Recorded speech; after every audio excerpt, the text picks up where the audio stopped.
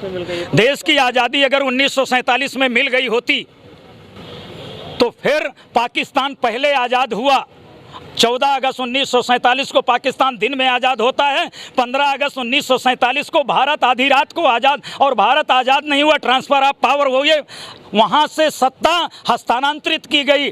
अगर देश की आज़ादी की बात होती तो सत्ता 1947 में हस्तांतरित न की जाती। देश आज़ाद नहीं है। और आज अगर लोग कहते हैं कि देश आज़ाद है तो भारत सूती कपड़ा, गौमांस और चमड़ा ये आज भी निर्यात करता है संयुक्त राष्ट्र को। क्यों देता है? भारत आज़ाद नहीं है, हम आज़ाद नहीं हैं।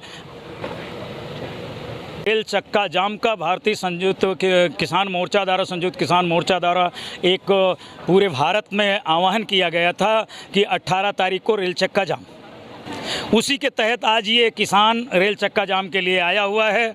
लेकिन योगी सरकार अपनी भद्दगी को बचाने के लिए, कि जब उनके गृह राज्य मंत्री अजय मिश्रा के बेटे ने जो किसानों को कुचला था, जिसकी निंदा प्रदेश अध्यक्ष बीजेपी के कर रहे हैं, जिसकी निंदा राष्ट्रीय अध्यक्ष बीजेपी जेपी नड्डा कर रहे हैं, लेकिन उनकी बर्खास्तगी और गिरफ्तारी क्यों नहीं हो रही है? आज इसके लिए है। इसके लिए आज आंदोलन रेल चक्का जाम था कि किसानों के ऊपर जो 3 काले कानून थोपे गए हैं उसको वापस लिया जाए।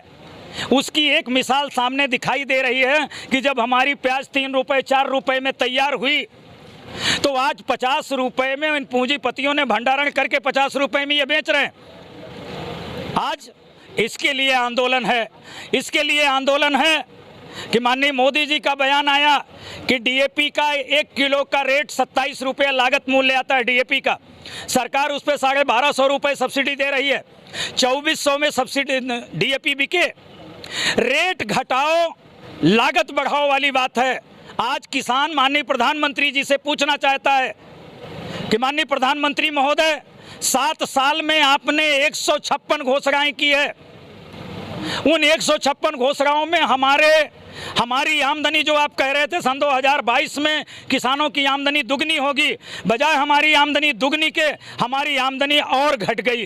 जब डीजल का दाम आपने बढ़ा दिया, पेट्रोल का दाम बढ़ा दिया। जो ये आज रेल रोको आंदोलन है, अगर ये सफल हो जाता है, इसके बाद भी सरकार नहीं सुनती तो क्या करें? देखिए, ये निर्णय लेना संयुक्त मोर्चा का काम है। जो निर्णय होगा, किसान, हमारा आंदोलन सफल है। अब अगर अडानी के वो 122 चैनल ना दिखाएं और वो यही परोसे लोगों को कि आज किसानों का आंदोलन फुस रहा, तो आंदोलन हमारा। अभी खबर आ रही 30 जगहों पर आपके आंदोलन पूरी तरह से सफल हो गया। हमारे सारे आंदोलन सफल हैं, हर जगह सफल हैं। आंदोलन कहीं विफल नहीं है। कहीं कहीं हम लोग थोड़ा सा उस टकराव में नहीं आना चाहते, चूँकि हम लोगों को ऊपर से निर्देश है कि गांधीवादी तरीके से आंदोलन को आगे बढ़ाना, इसलिए यहाँ हम उस पे हैं। वरना हमको ट्रैक पे और ट्रेन को रोकने के लिए सुल्तानपुर की फोर्स रोक नहीं पाएगी, ये हम लोग अच्छी तरीके से जानते हैं। आज जनपद सुल्तानपुर में दुर्गा पूजा को भी देखते हुए थोड़ी सी शांति बरतनी पड़ी।